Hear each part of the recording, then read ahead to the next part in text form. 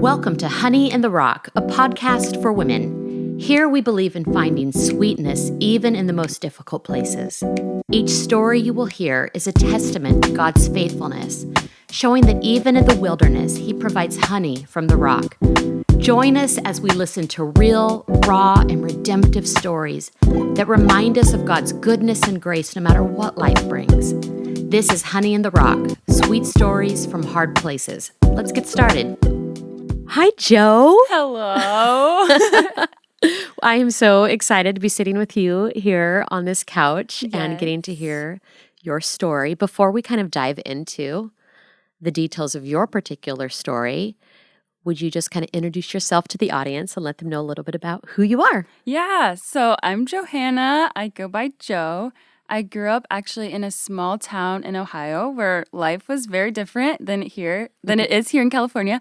I was surrounded by a lot of cornfields, country roads, small town things, and lots of community. I've always been a pretty outgoing and extroverted person, like making friends, starting conversations kind of came easy for me. But then I moved here to California, and before I moved here, I had a pretty good circle of friends that I would do everything with, and I moved here, and it was kind of different. Everything changed. When I was 14, I met my now husband, Austin, Aww. and we became high school sweethearts, so that's a really sweet story. We actually got married when I was 18, and that's when I moved out here to California about 2 years ago. He's currently stationed here in the Marine Corps, and my faith in Jesus had always been a big part of my life, but let me tell you, that was tested big time when I left everything I'd ever known and started fresh, moving across the country. It wasn't just a physical move, but a complete shift in my whole world. So today I just wanted to share a little bit about my story with navigating friendships, loneliness, isolation, and finding a deeper faith along the way. So if you ever have felt lost or maybe like your world is being turned upside down, you're in good company because that's exactly how I felt. I think finding friendship after high school, after college, after you're in these environments where you're kind of forced friends with all these people, Yes. which comes naturally, I think, for most people. But there's something that shifts when you begin to adult and you are outside of your normal environment, especially when you move locations and you relocate and you have to start from scratch. And I think it's so relatable. I think loneliness is an epidemic in especially women. Yes. We have such potential to build community. We are community builders. Like that is who we are as women. And at the same time, our insecurities and all the fears of rejection and just all the newness of everything and other people's insecurities play into it. It just has created, at least, maybe not in other states, but I think especially in San Diego and California where there's a lot of transplants. I've said this before to people because they're like, people in Southern California aren't very nice. And I'm like, I actually think they are, but here's where I think so many people are new and they look at everyone else and thinking they're the people who've been here. Yes. But everyone's new. Yeah, everyone's like relocated. And so they're all waiting for the other person to be the inviter and the other person to make the initial like, hi, my name is so-and-so. You want to go get some coffee? Yes. So I think it's just a lot of people looking for friendship and no one's really willing to take the leap. So I love that we are talking about this, especially in our community where there is a lot of military folks, military spouses, and a lot of people who have transplanted here and are probably feeling a lot like you. Yes. In a different environment. Your friends are in a whole nother state. You are newly married. Yes. That brings its own difficulties. Absolutely. Yeah. And that's probably a whole nother podcast in and of itself. I don't know if you're going to dive into that at all. But tell me a little bit more. Just like, let's dive a little deeper into your hard season and Tell me what the struggle was like when you got here. Yeah, so when I first moved to California, I was really excited. It was a new chapter. I was like, this is going to be good. Everything we've been waiting and praying for. We're finally going to be in the same state again, and the long distance was getting really hard. But let me tell you, I moved here and reality hit even harder and pretty fast. I went from the comfort of my small town life in Ohio to a lot of chaos in a big unfamiliar place with tons of traffic and different types of people, some not very nice, like you said, and everything felt just like very different. Yeah, for real, there are mean people. Yes. So I don't want to say everyone is nice in Yes. California. Yeah, it's real. It's a real thing. Just the pace, everything that I had known, I left behind my family, my friends. I had loved my job. I left that behind. And I was like freshly 18 too. So that was a lot. I was just overwhelmed and lonely. And of course, like a lot of people, I just craved that deep, meaningful feeling of community and friendship that I had back home. I was even missing the simple things like just having someone to call when exciting things happened. And there were just so many life changes. I had no one to really call that was like local when maybe something exciting happened. And so just those small things I had taken for granted, like grabbing coffee with friends or just going shopping or running errands with people. Those little moments used to make my days feel so full. And now I was just missing a piece of myself. And spiritually, I kind of felt lost too. The transition was a lot to handle. Like you said, marriage, moving across the country, living on my own for the first time, my faith. And then also, I just had this feeling like, well, now I'm here, but I have to put all of my career plans aside so that Austin can kind of go on with his dreams of what he wants to do right now. And so I had prayed for this life for so long and I was living in it, but I feel like I didn't have a piece in it. And I was like, where do I fit in my own life? So that was just like kind of a big punch in the gut of like, what am I supposed to do? I've always kind of struggled with finding and chasing my identity in my career and future goals. And so I thought if I could just figure out what I wanted to do with my life, then I'd feel whole again. So I kind of started to put my identity into working. And I threw myself into working long hours, even back home, and just use that kind of as a distraction to avoid all of the deeper feelings of emptiness and sadness. And of course, Austin and I missing each other. And I kept myself busy so I wouldn't have to confront how I felt. But at the end of the day, I was only more drained. And that hole in my heart wasn't getting any smaller. And I was used to relying on my own strength and plans, and in that, I kind of stopped actually leaning on God. And moving to California forced me to face all of those things. I couldn't control anything, and I couldn't fill the void with anything else. When I first moved here, I didn't even have a job. So I was like looking for that part of my career too, and learning to rely on God in a way that I never had before. It kind of felt like God was stripping everything away in my life to show me that at the end of the day, He was all I really needed. And that was a hard thing to grasp. And one of the hardest things was then in that move, letting go of some friendships from home that just didn't line up where God was leading me. And that's a hard transition too, of when you're comfortable with people for your whole childhood and then you have to let them go too. And I was like, I have nothing right now. But I knew that I needed to be obedient and focus on my relationship with God, but it was really tough. It kind of felt like I was holding on to something that wasn't good for me anymore, but letting go then made me feel guilty. So then there was isolation that came with that, and it felt like, everything was just being stripped away, and I had nowhere to turn, and I wanted to hold on to the past while stepping into the future, but balancing both was leaving me just feeling so drained and defeated. So that's kind of just how I felt 2 years ago, a look into my struggle and emotions and everything that was going on. I think it's significant what you said in not only just part of the loneliness, but the isolation that starts happening. And can you kind of just tell me a little bit more of how that felt and how that looked like in your life when you moved here? How long were you kind of isolating yourself and before you started making some shifts and changes? I would say it was probably 6 months. And thinking back on it now, I think I was honestly even like depressed. Like I didn't want to go anywhere. And my husband was kind of confused because we were so excited to be with each other. And I was crying every day. Like I was Oh, just crying. yeah. And he felt so bad because we had waited on this life together for so long and starting that and finally making memories after doing long distance for over 2 years. And here we are finally together. And I just like, I don't want to leave the house. I don't even know where to start in looking for a new job. And I've lost myself. Like I kind of even turned into someone that he didn't recognize. I didn't really recognize because I was really broken. And so I was sad because I was isolated. And then because I was sad, I was isolating myself more. Yeah. So there was like no solution for a little while. I think it's fascinating because I'm not an extrovert. Mm-hmm. I'm like an introvert extrovert. Mm-hmm. They're like it's called like ambivert or something like Mm-hmm. that. I don't even know if that's the right word.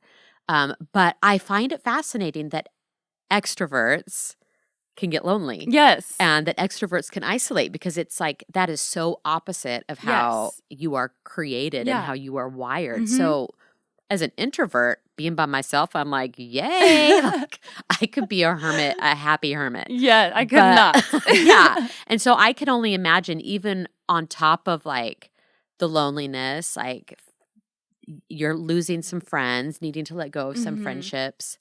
You're here in this new state with a new husband, Yes. all of these things. And now you're kind of isolated. Were you guys on base? No, living we on were base? actually living off base Okay. too. So like we weren't even Yeah. surrounded by military Yeah. or So you're anything. super, Yeah. that's even more so Yes. isolated. Yes. So, okay. That even like answers even more questions. So now you're on into all of those.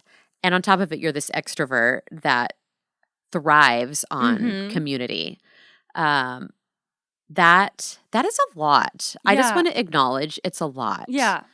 And for anyone listening that may not think that's a lot, that's a lot. Like 18 years old. Mm-hmm. Let's admit it, that's young for getting married. Yes. Very young. I'm not sad about that. Yeah. I'm like, I want all my girls to get married young. But like 18, Yes. like that's young. Yes. And, I think according to the experts, like our brains aren't even fully developed to like 25. Yeah. I don't know who the experts Yeah. are, but they're out there. They're much smarter than me. And so here you are, you're 18, you're a newlywed, you're in a new location. You're isolated, you're not even on base around other wives that you could talk to be like, how do you guys get through this? Yeah. So first time in the military as a Yes. military spouse, because Austin had already been Yeah. in the For military. a couple years. Yeah. Okay. So like you're also entering into a totally new world. Yes. That's just a lot Yeah. on all of it. Mm-hmm. Where does your family like play a part in all of this, if you don't mind talking about Yeah, that? I don't mind. I grew up very fast. I actually finished high school a year early. So I was out here like pretty soon after I turned 18, which is just crazy.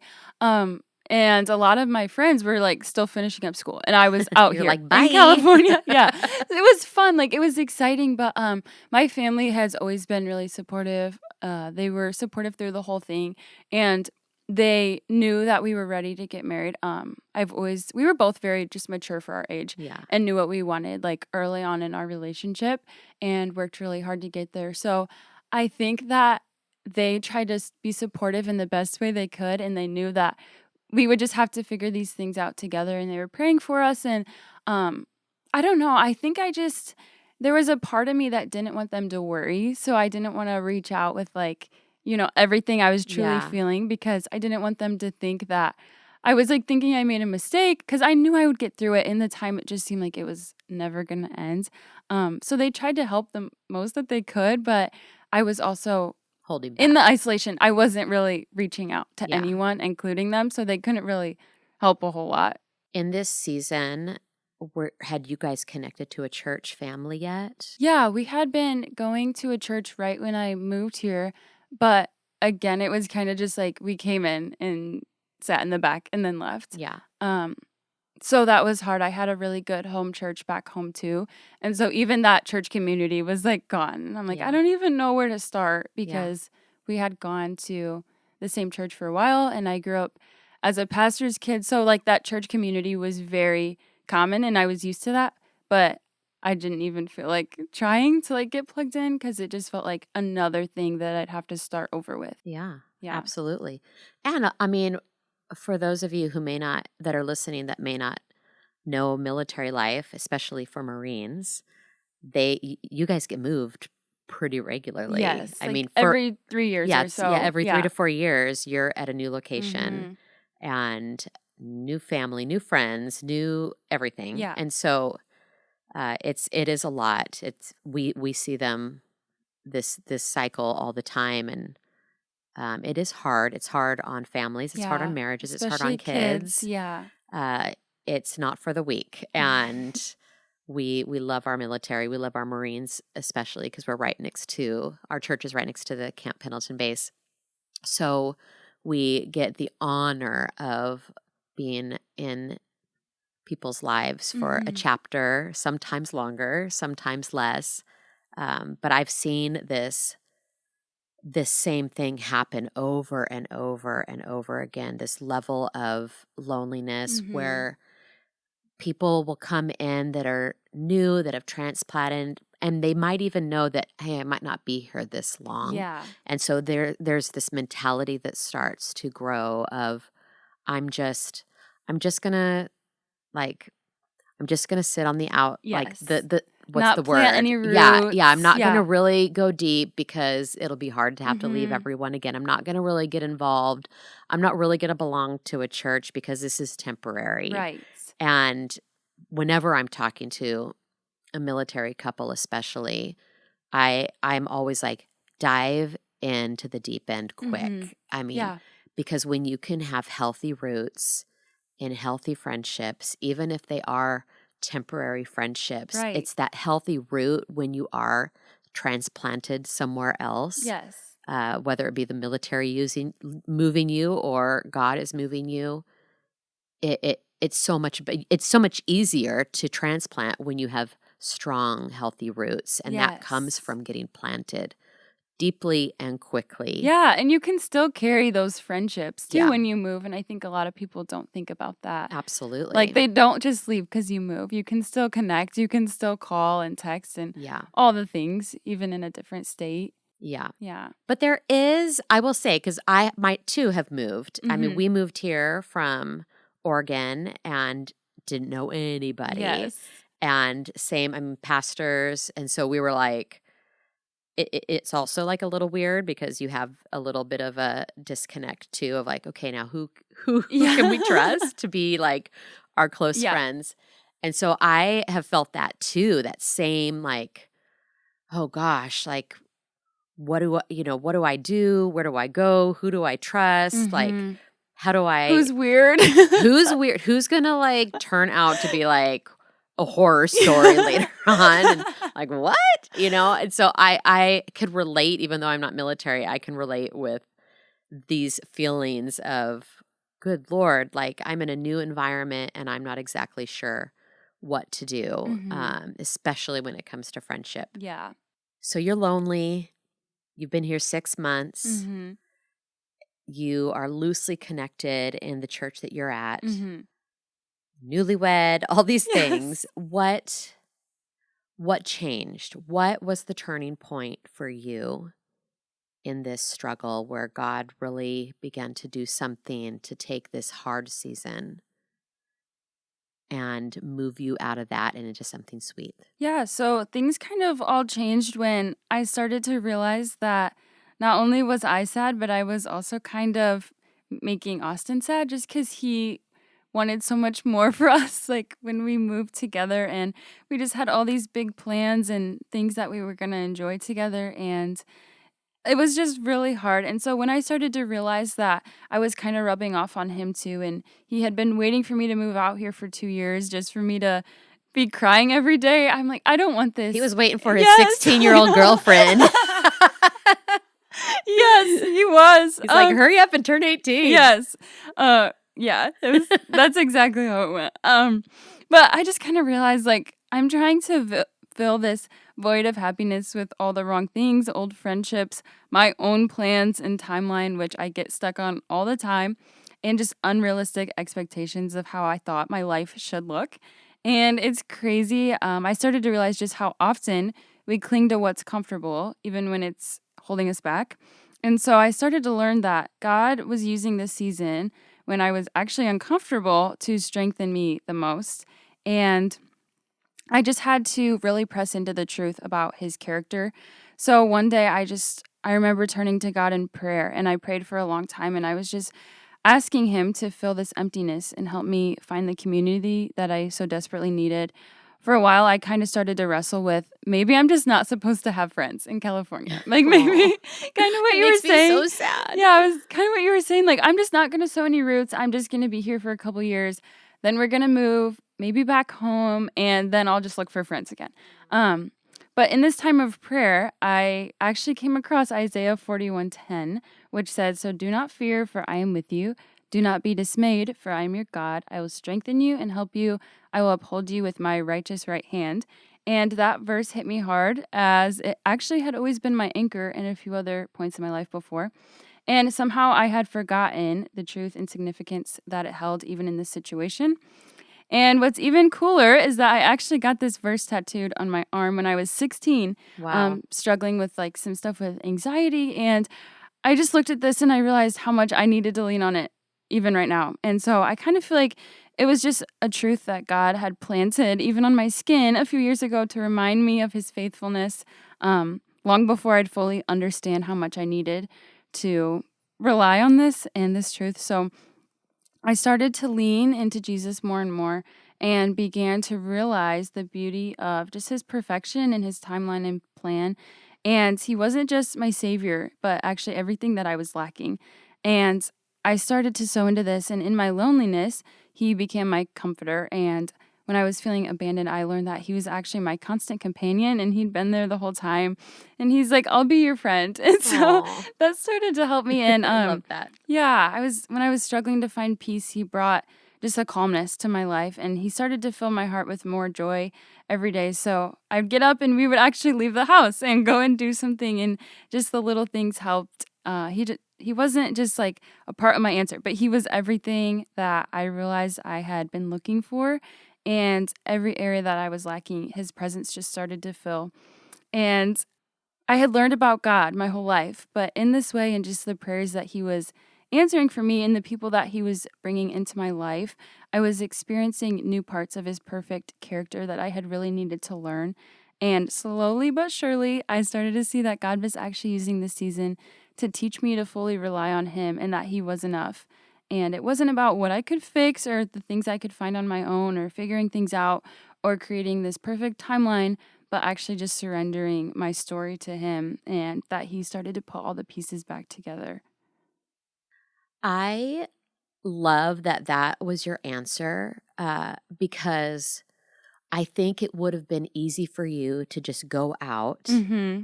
and find new filler friends Yes. and find new people. And I do think we need friends. I want to get Mm-hmm. into that. Like, we'll get into that because I Mm-hmm. do think we need one another. But this phrase went around years ago. It's like Jesus plus nothing Mm-hmm. equals everything. Yeah.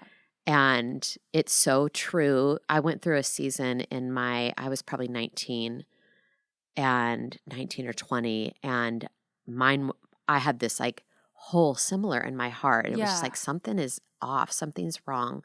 And I've loved Jesus like almost my Mm-hmm. whole life and served him. And still it was like I especially wanted to really, really get married. My goal was to be married by 19. Aww. And but it wasn't a good goal in my Yes. sense because I was very broken in some Mm-hmm. areas and really wanted the man to really fill the void. Yeah. And when that was stripped away, much like when your story, you have this great family, this great church, Mm-hmm. these great friends, and that all gets stripped away.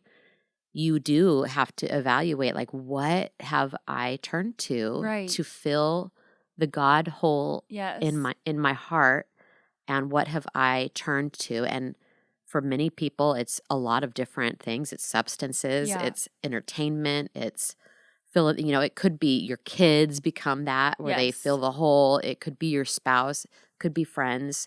But when all that's stripped away, there is this mirror that I think we all see that we have to look at.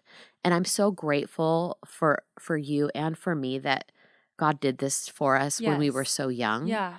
because it revolutionized my life, Mm-hmm. realizing before I marry, before I fill in the blank to fill this, like, Right. to fill this Yeah. need, Jesus has got to fill it. Like, Yeah. he is enough. And I don't think we get that. Yeah. I think there's a lot of women out there who it's like, Jesus is great. Right. Jesus is awesome. Mm-hmm. But Jesus is not enough. Right. Because they haven't experienced it. Yeah. A cry of my heart. When I experienced this at 19, 20 years old, I remember the cry of my heart saying, God, if this is the only story that I tell people, that you are enough, that you can meet every single need, that's it. Like, you are enough for me. That was like my big revelation. I'm like, I will tell that story Yeah. for the rest of my life. It changes because everything. It changes everything. Yeah. And like, I just got like goosebumps, And like, it's talking you about start this. to find your identity too. And I'm so thankful that I had already known Austin, because I do feel like if I wasn't married and I hadn't been in this strong relationship, that I definitely would have probably chased after just any like ounce of attention in the worst Yeah. ways, and started to feel that, especially being so young and you're trying to find your identity and where you're going to go in life.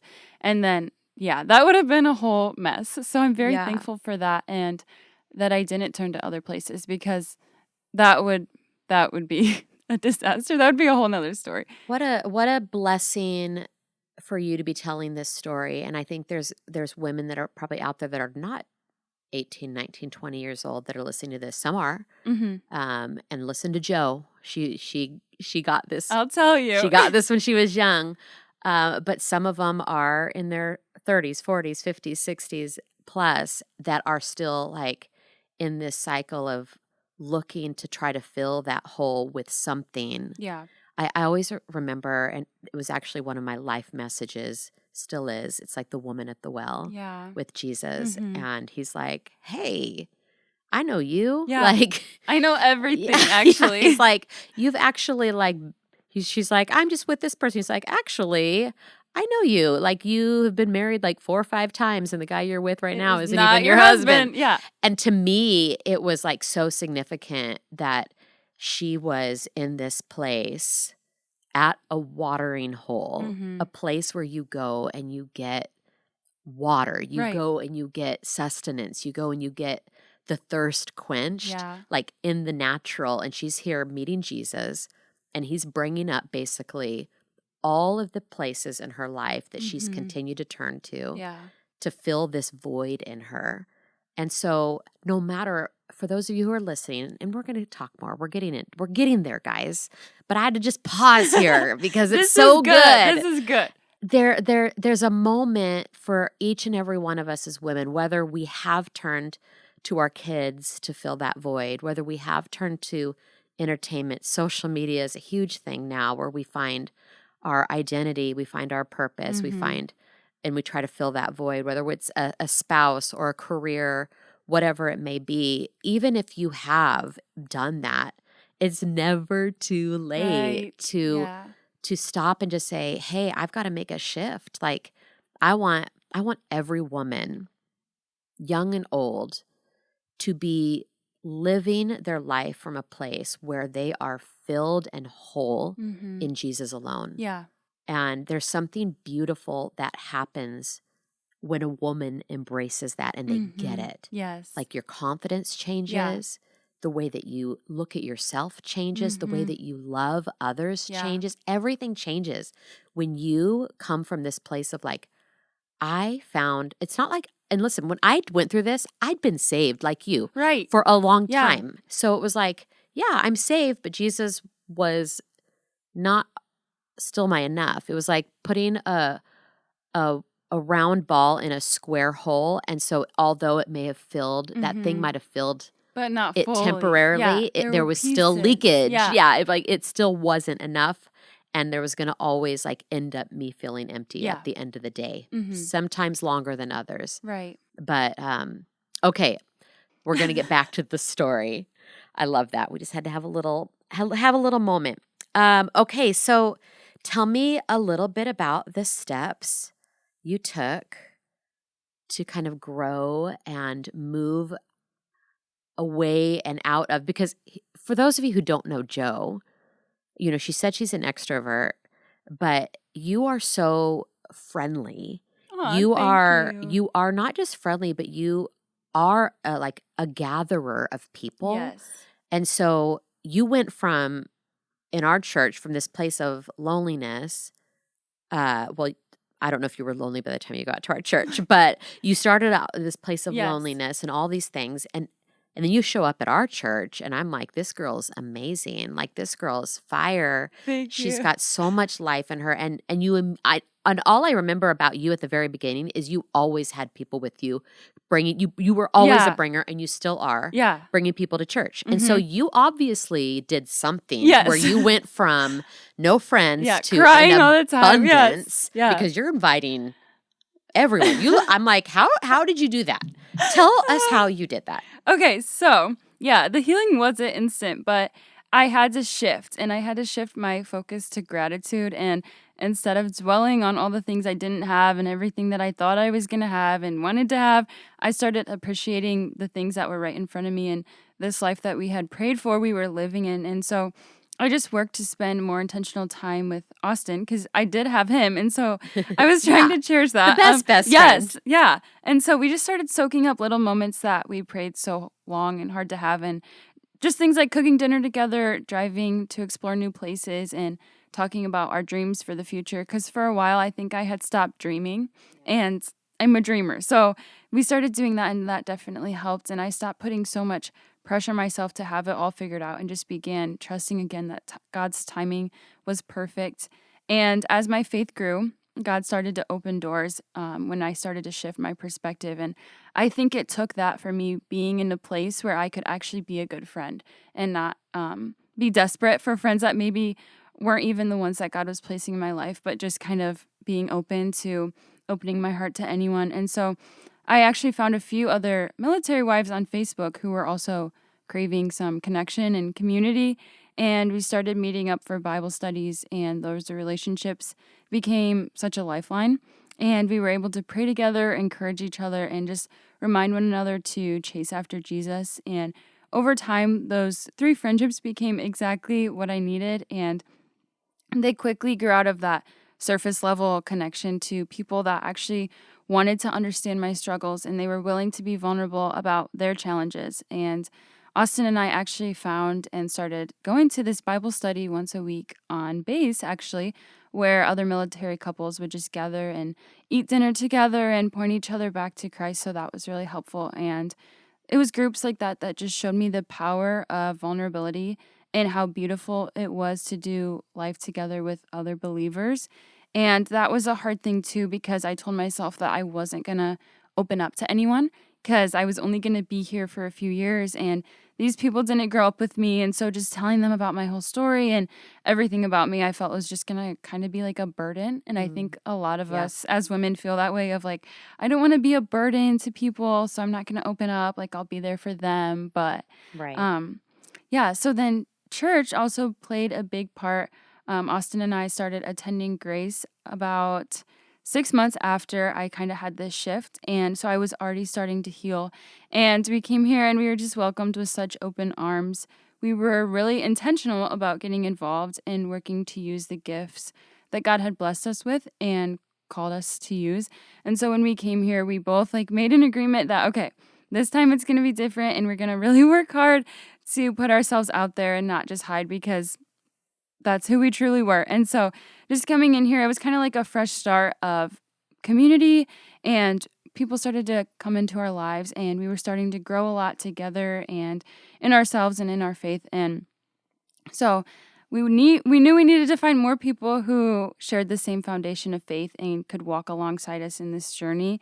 And coming to Grace, they say a lot that God did not make us to do life alone, and we have found that to be so true. So we started coming here, and the first week we came here, we went to a small group and met a few other Wow. people. Yeah. The first week. I think 3 days Yeah, Wednesday. So we came to That's church, and then Wednesday we went to a small group. you're like the poster child right now for like all of this. Yes. Like how to get involved in a Yes. church. Step one, go to a small group 3 days Yeah. after. Yes. So that was fun. We quickly started just serving and getting involved in places that we enjoyed and meeting people and trying to have intentional conversations. And then we just started inviting people to church with us too. And that became fun because a lot of these friends that we had met on base then started coming to church with us. And so then we were doing life together even more and just being in a place that honors and cherishes vulnerability was just so beautiful because we were able to be open with each other and grow. And so that's been really cool to see not only us growing in our faith, but these friends that we can just come alongside and do life together in a lot of different seasons and phases. So that's been really cool. Okay. I love this so much because on so many levels. I love that you did a practical thing. Like you had no starting point. Like Mm-hmm. no starting point. It's like, you could join a gym. You Yeah. could like stand outside of a coffee shop and look lonely with the sign like be my friend. Please. Yeah, but I love that you like you did something. You found Yeah. something on Facebook. I don't know how you found it. Yeah. But you found something on Facebook and a point where you could connect. And then I think the biggest thing is you took the risk. You Yeah. took the risk and you jumped out and you Mm-hmm. tried. Yeah. And look at that. And here's the thing. And I can relate so much. And I know this isn't about me, but I come from a side where I wasn't all that lonely until I got really, really wounded. Mm-hmm. And then I like shut everyone out Yeah. because I was so afraid to get wounded again. Mm-hmm. And I remember like after a year of going like, something's wrong with me. I'm not getting over this. I Mm-hmm. can't let people back in.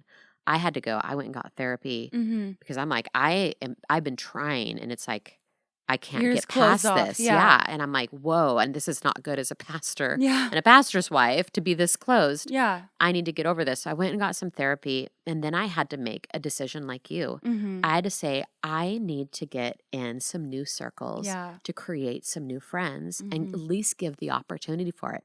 So for me, because I'm a pastor, I needed to find some other pastor friends Yes. who understood my world Yes.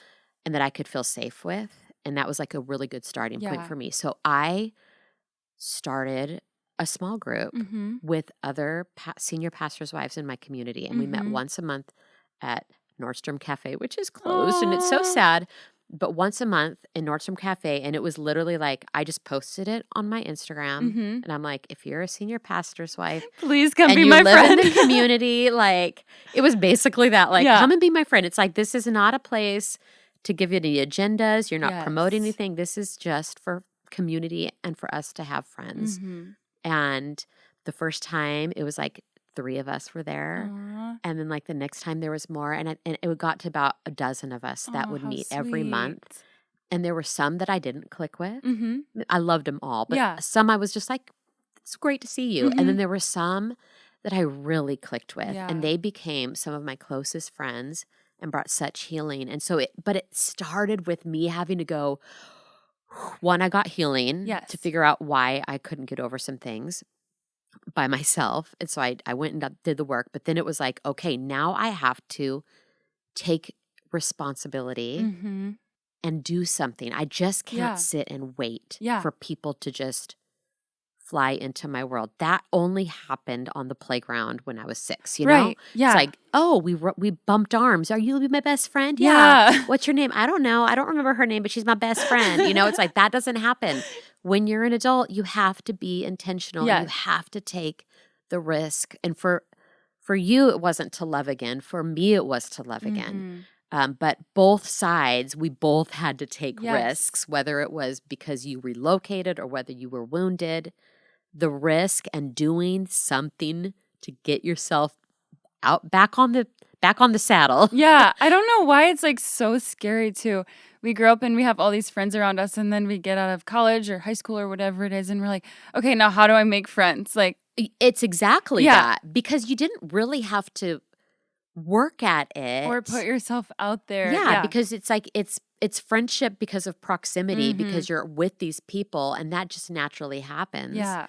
But when you are an adult, proximity isn't normal. Right. Like, unless you're like on base in the Marine Corps, Yeah. like, and you weren't on base, but even that, you still have to It's work still, at it because everyone is feeling that.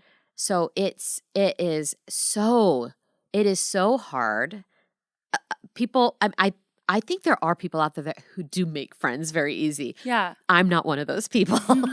And I'm like always amazed when people have like all these friends and I'm like, oh my gosh, like, wow. I have a lot of like friends, but I only have like a few very, very close friends that I can like break down and be ugly, I feel cry. the same like, way. Yeah. Here's all this snot. Like, join me. Yes. So that has taken years to develop, and it wasn't overnight. Right. It was intentional. I had to keep putting myself out there. That small group that I did with the pastors' wives was like 2 years before there was some really deep connections that I felt safe to like. Yeah. And I've done other things since then, but I had to keep putting myself out there and keep trying. Yeah. Because friendship is worth it. Friendship with other women Yes. is worth it. And I think it's good to note too that even when you find those close friends, like it takes work too. And you're going to have things to work through that you might hurt each other. And it might not be a deep, deep wound, but you do have to work through those things and communicate and learn how to have those crucial and maybe even hard conversations, but it is so worth it. And so I think a lot of people also just let people go too, way too easily. And just with every relationship and in marriage, you have to work through things. And so I think that's beautiful to find those people and to just, I also encourage you to work through things and have those hard conversations when you do find good people in your life to surround yourself with and take the time to get deep and get closer and to be able to open up. And do what Joe did, guys. Join a great church. Yes. And then jump into the deep end. Yes. You did that. And listen, I know small groups can be weird. I don't like going to small groups, especially when they're at someone's house. Yeah. Because I'm like, what? Like, it's like, have you ever gone to an exercise class and you're like, what the crap did I just get into? And you're like, oh my gosh, there's 55 minutes left. I'm like, Can I leave? Will anyone notice if I leave? Yeah, it's like so uncomfortable. And you're like, how can I like get out of here? Yeah. You're planning your escape. And I've been in small groups at people's homes where it's that awkward and you're like, oh. And they do this every week. Yeah. So it's like, I get it. Like, not every small group that you who are listening that are going to attend is going to be a home run. Right. You scored apparently. Like, it's like awesome. Like, you scored with these like few friends right out of the gate. Wow. Yeah. That's amazing. And then you like scored with an amazing church. Yes. The best and then church. jumped into small group. Like, so it's, like you have like it's like you have the perfect example of like everything that can go right. Yeah.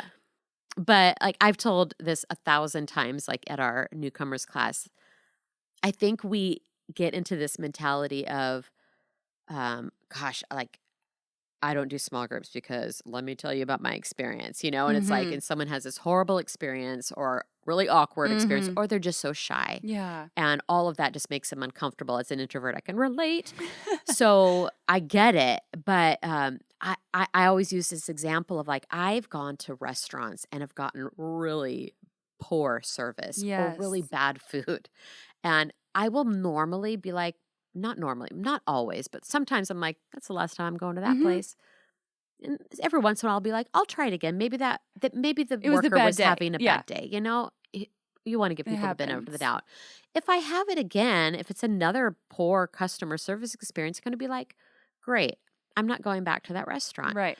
But in my mind, I don't ever go, I'm never going to a restaurant in the world again. Yeah. Like, I'm like, no, there's good ones out there. It just might take a little bit to find them. And when you do find them, you'll go back again and again because it's so good. The experience is so good. And that is the same with small groups, my friends. You've got to do it. Pull your big girl pants on, get yourself out there and try some small groups until you find your people. Okay, let's talk about You've made some shifts, you've done some work, you have You've gotten yourself out there. I'm so proud of you, and I Thank love this you. story. Thank you. Now, like, what has it been like since you've kind of gotten out of, I'm assuming, the loneliness Yeah. season? And like, kind of tell me like what has changed in your life since overcoming this struggle? hmm So today, I can honestly say, coming out of all of this, that I've never felt more on fire for Jesus. And my relationship with him has grown so much deeper. And he's shown me and just taught me that he's truly the only one who can fill all those empty spaces that we were talking about that were in my heart. And so that loneliness that once felt so heavy has been replaced with a sense of just such purpose and peace that I never knew I needed and was craving so much. And one of the biggest lessons actually just stems from a verse that we hear all the time, but is still so powerful. Jeremiah 29:11. For I know the plans I have for you, plans to prosper you, not to harm you, plans to give you hope in a future. And even when things weren't going the way that I expected, God's plans were still good, and he was still faithful and able to turn those hard situations into beautiful testimonies. And so looking back, I can just see how he used every challenge to grow me, refine me, and draw me closer to him. And another verse that encouraged me is 2 Corinthians 12:9, and it says, But he said to me, My grace is sufficient for you, for my power is made perfect in weakness. Therefore, I will boast all the more gladly about my weaknesses, so that Christ's power may rest on me. And this just helps me remember that in those weak moments, God's grace was enough to carry me through. And when I have opened up to others about my hard seasons of life and just how God brought me out of this dark place, his goodness and faithfulness is so present as I'm able to help other young girls who are feeling the exact same thing that I was feeling. And I'm able to just pour into them because I know the place that they're coming from. And I get to use my story to pour into them and uplift them and just tell them that if God pulled me out of this and brought me the most amazing and sweet community, that he can do it for them too. And so we actually moved on base last summer, and we were blessed with a 3-bedroom house. It's huge. And we weren't supposed to get a house that big, but I think it was honestly just a blessing from God after the season that we came out of. And so I've been able to host so many girls get togethers in my house and just be hospitable. I feel like that's a gift that God has just given me. And so I've been able to share this testimony with other young girls and encourage them to just trust God in their struggles and bring girls together to find community and friendships and vulnerability and just be able to be open. And so God has just worked through this story and given me hope to be able to give to others, that I went through all of this with such a purpose, and he just brought me out of that. So that's been just so beautiful and fun to meet all these girls that I feel like God is just calling me to pour into and to help them in their faith and to help them grow and learn and be willing to put themselves out there and open up. So that's been cool. It is amazing. I Yeah. love that. I love that God gave you a big house. Yeah, we You're love gonna it. fill it with friends and other babies Yeah. someday. For those of you who don't know, Joe, you're also like on our young adults team, leadership team, and you're now like inviting and bringing and pouring into not just people on base that are Yeah. feeling that, but also in your own church Yeah. now. And I love you. I'm so proud of you. Thank you. And I love what you have done where you have turned this hard season and you've really found some nuggets, some real great truths Yeah. that you can now like pass to others and like get in the pit with them and then be like, hey, I know the way out. Yeah. Follow me. Yeah. Follow me. You don't have to do this alone Yes. anymore. So speaking of being in the pit and being alone, there are some ladies who are listening to this today who are sitting in that place of loneliness and isolation. For whatever reasons, there's probably a variety from being hurt, relocation, being rejected, insecure, really shy, like so many Yeah. things. What would you say to those ladies who are listening to your story right now? Yeah. You might be feeling lonely, lost, or like maybe you're just in a season of life where you feel like things are not going the way that you planned or thought that they should. And those moments, like I was saying, they just feel so heavy and endless. But I can just promise you, and after hearing this, I can just tell you that that's not the end of your story. And God sees you and he's hearing your cries by yourself in your room and he's with you every step of the way. And when I was in the thick of this, I couldn't see how any good could come out of it. But now I can look back and see that God was working all along, even when I had felt almost like forgotten. And I remember actually crying out to God a few times, asking him to just show me where I was supposed to be. And sometimes he can show us this like through a verse or maybe just a kind word from someone or a moment of peace when it feels like you haven't had any in a lot of different circumstances. And so he's just so faithful. And I would just wholeheartedly say that he wants to walk this through with you. And another verse that just brought me so much comfort was Psalm 34:18. And it says, "The Lord is close to the brokenhearted and saves those who are crushed in spirit." So I would just encourage you to keep praying, keep seeking, and keep trusting and put yourself out there.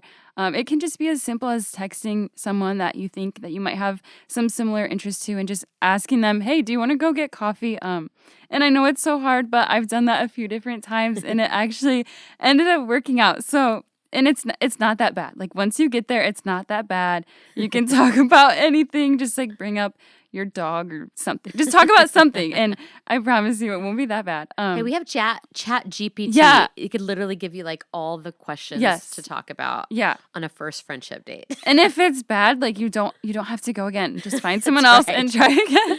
Okay, well, that was fun. Yeah. At least you had a good cup of coffee. Yes, exactly. God has you, and he just has such an incredible plan for your life. And it's cool that you can just think that if you are in a season of loneliness or isolation right now, you can just think about on the other side of it, God is going to use your story for something so cool. And when you do have this great community around you that he's just placed into your life, you can pour into them in the same way that you needed it. And so it's cool to just think about things on the other side and how he's going to use it and bring the right people and opportunities into your life. And so in the meantime, I would just encourage you to focus on drawing closer to God and let him work on your heart so that when you are in a place to start pouring into friends, those wounds are healed and your heart is whole and not broken, and you can pour into them and love your friends so well. And just want to tell you that you're not forgotten and you're not alone, and God sees you and is the perfect friend to you. And he's just there waiting for you to come and seek him and just, yeah. I love that. Yeah. That's so good. As you were talking, I was thinking of two things, and hopefully I'll remember both of them as I'm sharing.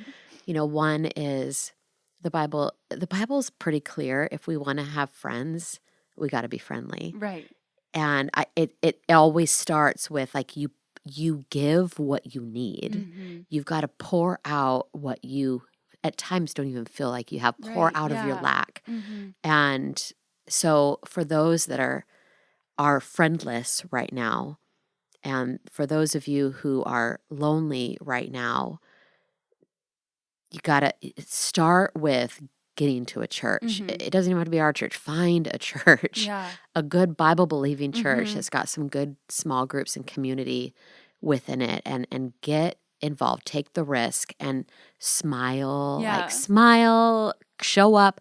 Don't show up like right when it starts, and don't leave before the closing. Yes. Don't run out. Linger a Yes. little bit and just see who you start connecting with. And you'll find you'll find people that you're like, I absolutely don't want to ever go to coffee with them. Yeah. You're like, that's good to know. Yeah. And then there'll be a few people you're like, I want to take this to the next level and Mhm. maybe see if this could be a potential Right. friend. Yeah. And they might be a casual friend, and it might move into that more intentional, wonderful, deep friendship that we Mhm. all are honestly craving and looking for. The other thing that I wanted to say was, you touched on it earlier. I think it's worth mentioning again that so many of us feel like we're going to be a burden. Mhm. And because of that lie that the enemy has fed us, it's a roadblock in our minds to really diving deep into rich friendships. Mhm. And this is the weird thing. We only apply that to ourselves. Right. Like, Yeah. I don't ever look at when people come to me and my close friends are sharing their the tragedies that Mhm. they have gone through. I'm not like, oh my gosh. Here I we can't, go like, again. yeah, like, so I've got like two of my closest friends. We go out regularly, and we all had the worst year of 2024. Aw. We all like, we were like, burn 2024 to the ground. Like, it was a horrible, hard year, all of us. And yet we like all like, anytime one of us was like, hey, I'm drowning, it was like, we're there. And then the Right. next person's like, hey, it's my turn. Yeah. We're there. And this person's like, okay, I'm drowning Yeah. too. You know, it was like, we all have the capacity, because there's something in us as women that long to show up for others and nurture and care and rally the troops, you Yeah. know, and be like, let's bake a casserole, though I don't bake casseroles. You know, like, let's send them DoorDash. Yes. Yeah. It's more my style. You know, like, what can I do? Let me babysit your Yes. kids. Like, whatever I need to do, I'll sacrifice. And I am more than willing to sacrifice for those friends, even when I'm like gimped up on like a gurney, you know, barely staying alive. It's like Yeah. I muster up something where it's like, of course I could And come it watch your actually kid. like brings you joy too, because It does. You can help them, and that fills your cup. Like, It- you want to help your friends. Absolutely. It fills your cup. And so we only apply that I'm a burden to ourselves, but we don't like actually do that to other people. And so we just have to like push stop on that recording that has just been going on in our heads, and just be like, okay, is that true? Right. Is it really true? And my best friend, when I was in my 20s, her name's Tammy. She was fabulous. She still is. She's still alive. But we went through, I remember we went through this year where we got in so many conflicts, and we kind of like dubbed it like, this is, you know, like the year of joy, the year of peace. And we called it the year of conflict. Aw. We're like, okay, we're going to work through this, because if you work through conflict, this is kind of another tangent off of burdens to conflict and friendships. When you work through conflict, there's such intimacy that happens on the other side. When you know that like, oh, we've gone through some things. We've said some things to each other that weren't so kind. You confronted me on something that was like, ooh, that you touched an idol in my life, you know, or something I thought was hidden and it's blaringly obvious to everyone, but you loved me enough to tell me the truth. And obviously, like the way you say it, the timing, all of that's important, but the conflicts that we do experience in friendships are, I agree with you. I think we're in a day and age where we just give up so easily when it gets hard.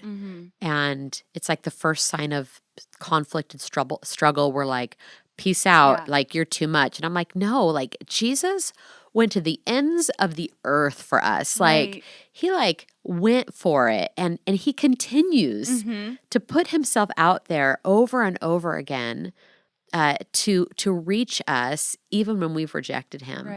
And why aren't we doing the same for one another? Like, we ought to be. That he is the model of friendship. And he like deals and sees with all of our insecurities and vulnerabilities and shortcomings. He knows what he's getting into with us.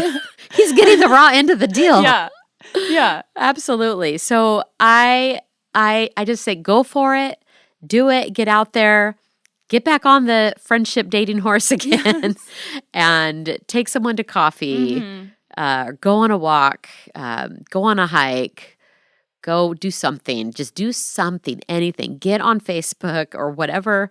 My daughter, actually, who lives in Miami currently, there was an app that she found, because she moved to Miami and didn't know anybody. Except for her boyfriend who was living in another apartment. So they like, that was the only people that they knew.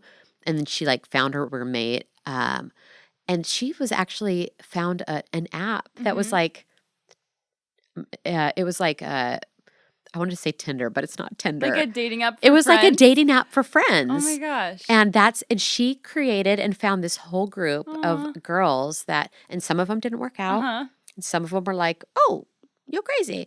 But like, out of that, like, she like found this like really fun group of gals that were like-minded that she could go hang out with and have like fun with. I've never seen her have so many friends. Oh my gosh. And it was because she had this app. I should tell you what the app is, but I don't know what it is. There's like a lot of cool Facebook groups too, and that's actually how I found those girls.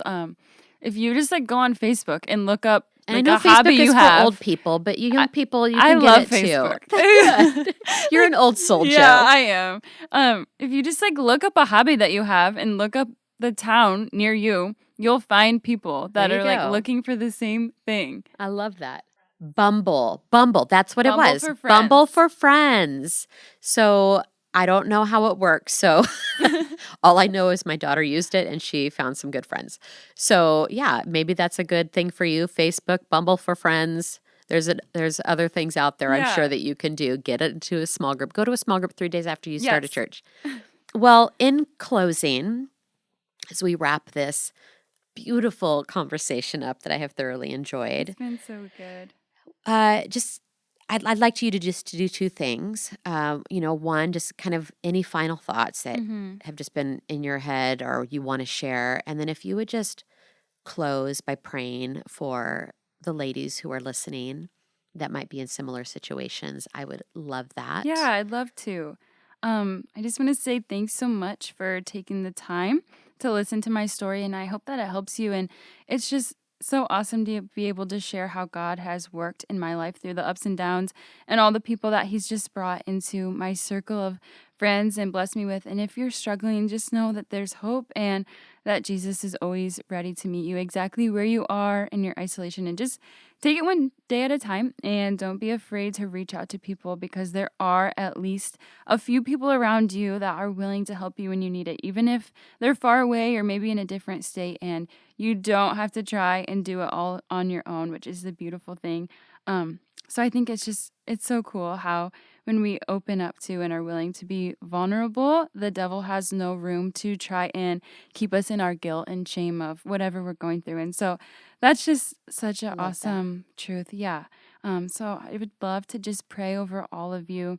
If you'll just pray with me, Lord, we just thank you for always being our strength and our comfort. And I just pray for anyone listening who's feeling lonely or discouraged in times of transition, that you would just remind them that you are their perfect comforter and you're near to them and that you are their perfect and loving companion.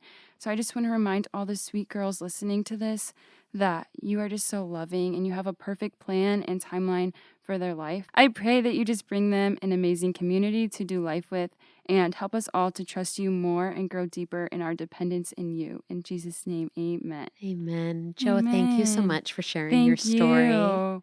It was an honor. I absolutely loved it.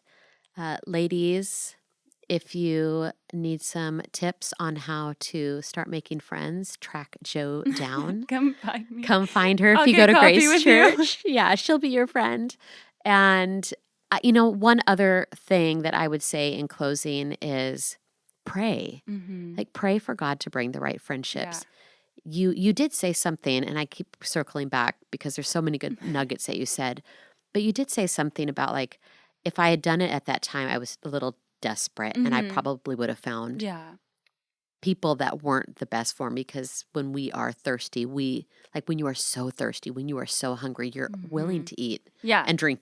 Anything. Yeah, Scraps. anything, crap, And so, not people are crap, but you know what I'm saying. Follow the illustration with me.